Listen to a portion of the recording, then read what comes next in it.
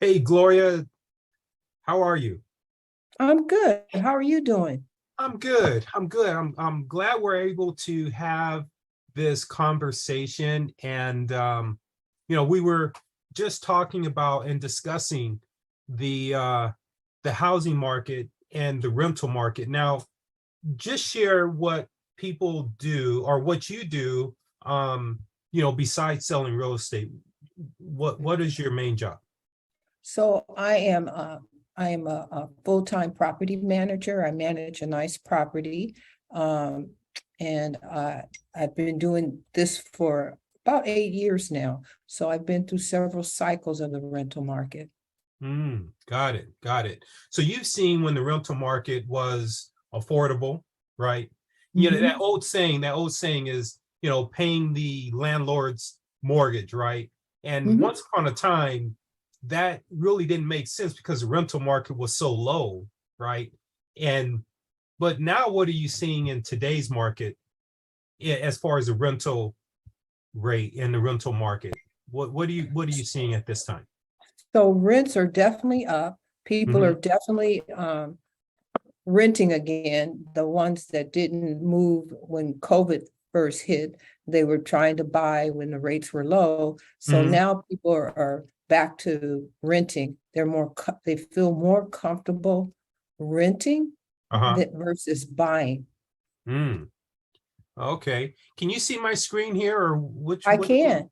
okay, is it so as you can see here, based on what I'm seeing is the rental market is going up right around, well, actually this is talking about um the home price performance, which kind of shows that in right now in 2022, probably at the end of the year, we're going to see, um, a 9.3% appreciative rate.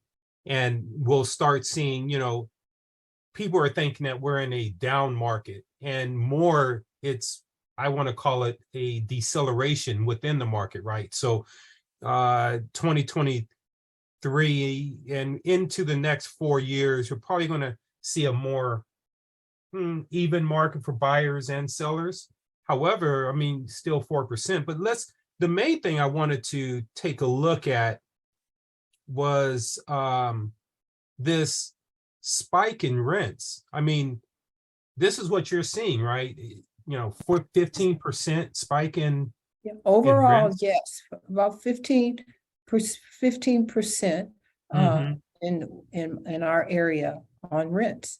And that's a big spike versus home ownership in terms of what your previous screen where you showed the equity appreciation being at instead of it being at four, I think you said 4.5 if Yeah, you yeah, yeah, or 4.1. 4.19 Hmm. for 2023. So you see a value in your home appreciation going up and versus rent, which is going up, and you're not taking any benefit from the rent increase. Yeah, yeah, no, I agree.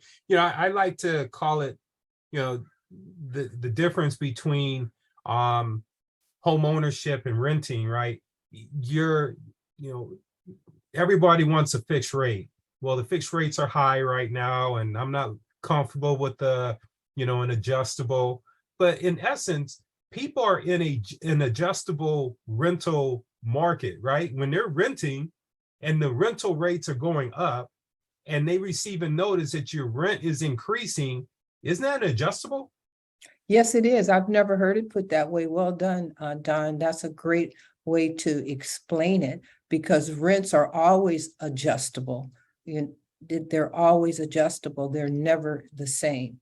Yeah, absolutely. I mean, when we look at um, this saying here from James Royal, senior wealth management reporter, uh, a fixed rate mortgage allows you to maintain the biggest portion of your housing expense at the same payment.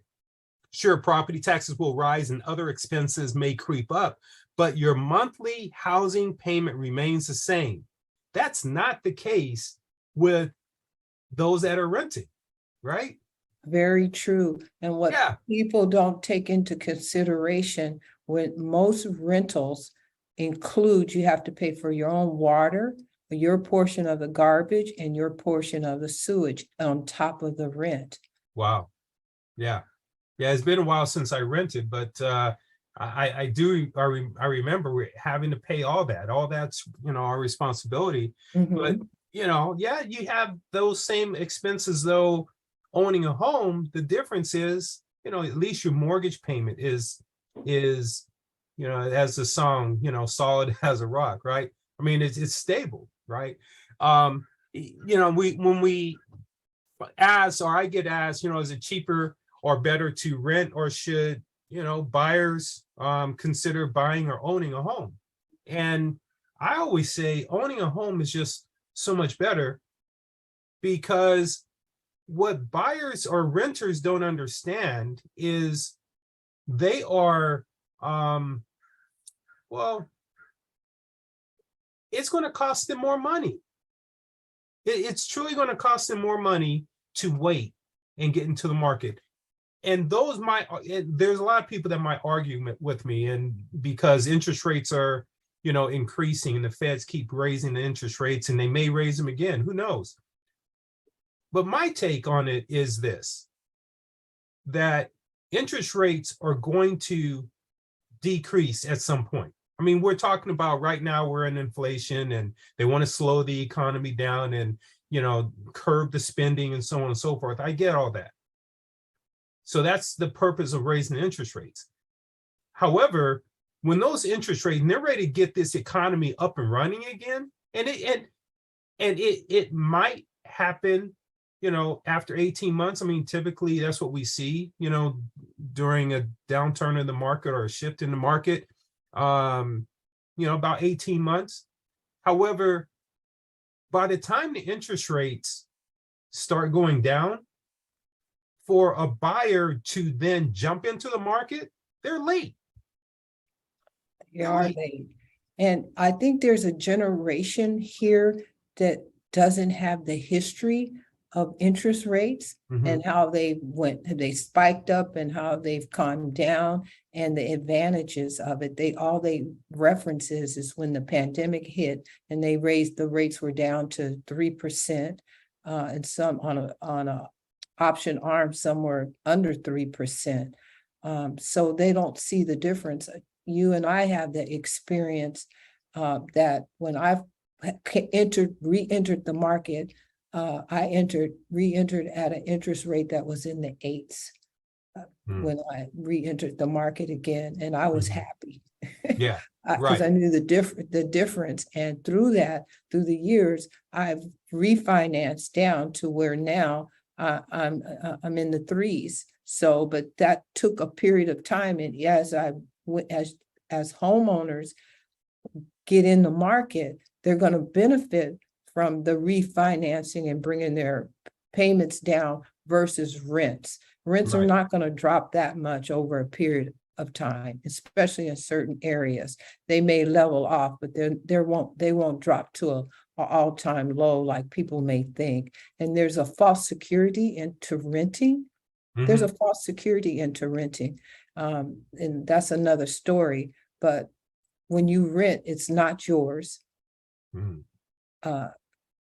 Life may change, you may have changes, and you need to, it's a false security, is not your place.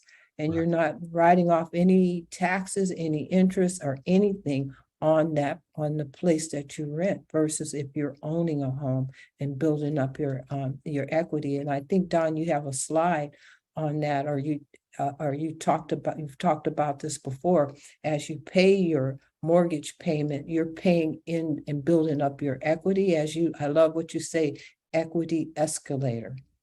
Yeah, well, that is a slide, and if we have some time to talk about it, most definitely want to discuss that. But when you're looking at, what one pays in rent could be equity in their own home.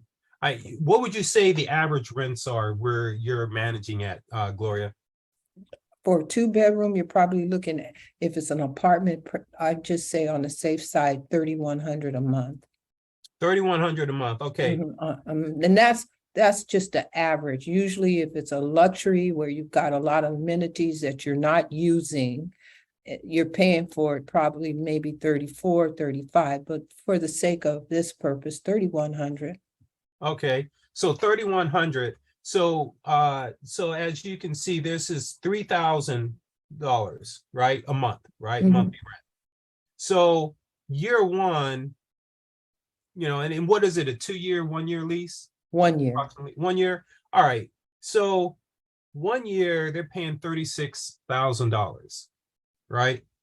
And 36,000, right? 2 years is 72, because if they're going from 1 year to a second year, well, that second year, rents are going to increase. We already talked about that's 15%.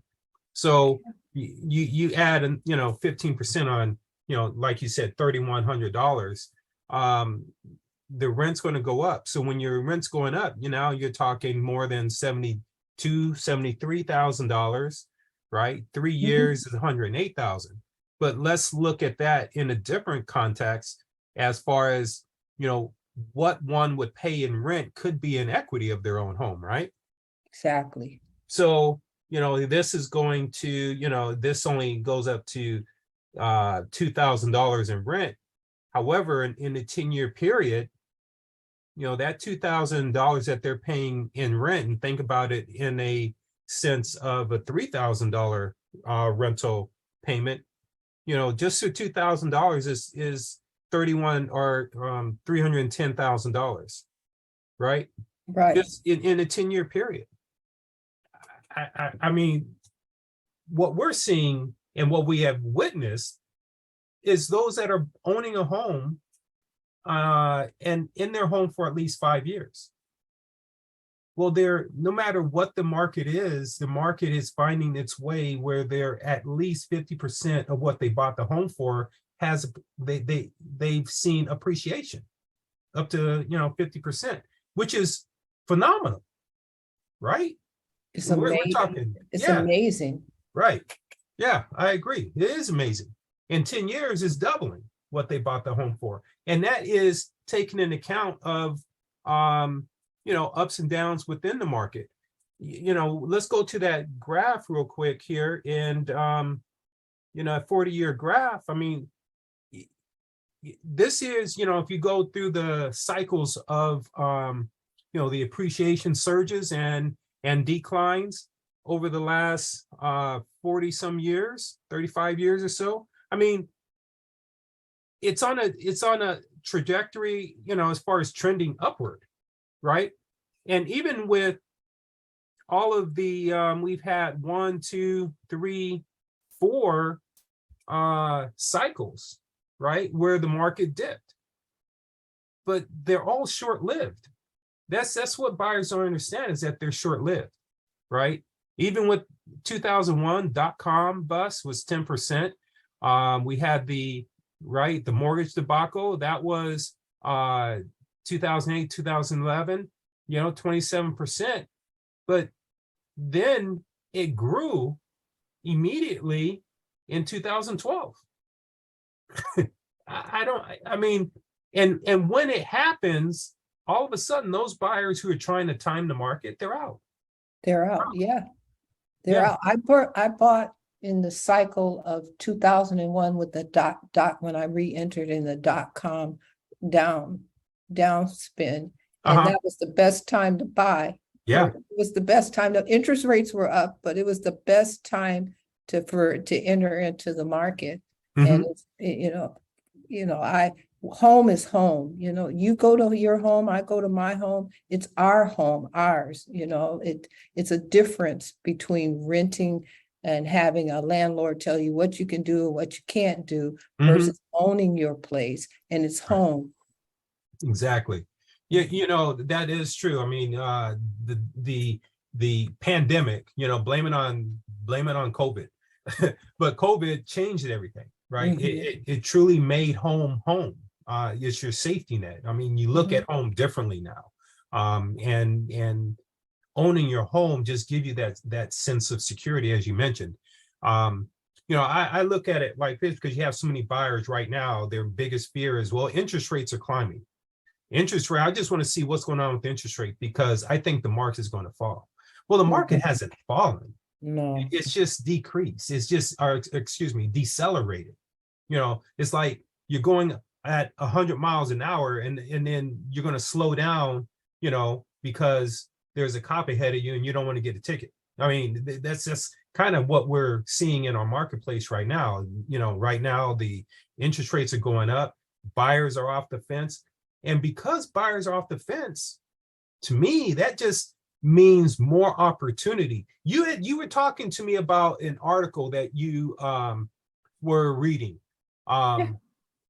What was that about? It's something about uh, um, the interest rates or something. Well, the article that I read this morning was about buyers. Uh-huh. Now's the best time for a buyer to get into the market and not look at the interest rates. The interest rates are providing an opportunity for a serious buyer to get in the market. There's no longer that high competition, multiple offers going 50, 100,000 over asking, over appraised price. Now's the time. And if you just take the interest rate out of it and look at the opportunity when the market turns, and Don, you know this, it's gonna turn. By the time, if you keep waiting and waiting, you're gonna wait for the market to turn.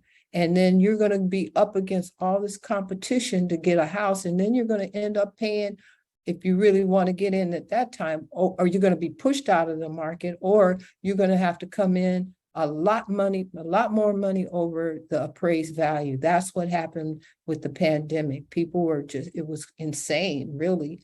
So Yeah. now is take the interest rate out. Now's the time for a serious buyer to jump in. You won't lose because you're in a position where you're not with all this competition. Yeah, no, you're right. I look at it as the opportunity for a buyer right now is so great. They can raise or increase their value organically, Good point. or they can help those who bought early when they should have, like now, they can help those gain their equity organically by increasing the asking or the purchase price for them to get in once interest rates drop. Good Does that point. make sense? I mean, Yeah, it makes a lot of sense. yeah, why not be on the other end? Because see, you marry the house, you date the rate. Yeah, interest rates are high. I get it. I understand. However, what's your next alternative? What's the next best alternative? Continue renting. And the rental market is going up 15%. That's higher than what the market appreciated rate is now, or even being predicted as far as growth. Your rental rate is increasing faster at 15% than the market itself, which has decelerated possibly down to they're predicting 4%. So I'd much rather be on the other end where I'm still going to have appreciation at 4% versus my adjustable rental payment going up 15%. It doesn't jive with me. I mean, I don't know. I'm trying to make sense of it all, but this is very enlightening, and I appreciate you sharing that article and jumping on here to talk about it, because I was really trying to figure out how do we get this message across, and the best way to get it across is talk to a person that is renting. I mean, how many units do you have vacant right now? Well, I have only one availability, and the reason why it's available is because it's being remodeled. People are comfortable renting. And then there's another phenomenon coming through too. People are coming back into the Bay Area from out of state. They left out of state, now they're coming back. So yeah, they're coming back. California is a great place to live. And the cost of living in states where the long winters and the just culturally different. It's when the pandemic, things were closed down, it was very inviting, but a lot of people are coming back. Yeah, yeah, no, they are. And when they come back, that means more buyers. And when there's More more buyers. buyers, interest rates come down. When the market starts to turn and values then start to go up again. And so you're still in that, well, I'm going to wait again because values are going way too up. Now I can't afford it. Or I don't know which is lesser of the evil, interest rates come down, values skyrocket, or interest rates, are increasing, but values are, kind of slowed down from appreciating, and allows a buyer to maybe get in, allow some of the sellers to, we are seeing sellers paying closing costs, giving buyer concessions, right? Contingencies are in play, seller paying closing costs, so maybe you can buy some of those, closing costs or the interest rate down. I mean, yeah, I mean, there's so many positives right now that can help offset some of those interest rates. And here's the other thing, Gloria, that many buyers are not understanding. I mean, different lenders are out there, and depending on their scenario, situation, how and their strength, right? Because I just talking to a buyer a few days ago, and they're saying that their money's in their stock market is dropping. Well, what do we know about the stock market and real estate, right? The real estate is a hedge against the stock market. Yes. So why not put your money where there's growth, and then when the market turns, then you can put more money back into the stock market. But that's where investors are investing their money, is in real estate, especially during these times. So especially during these times. Yeah. Especially So during these times. Yeah, you're right. yeah.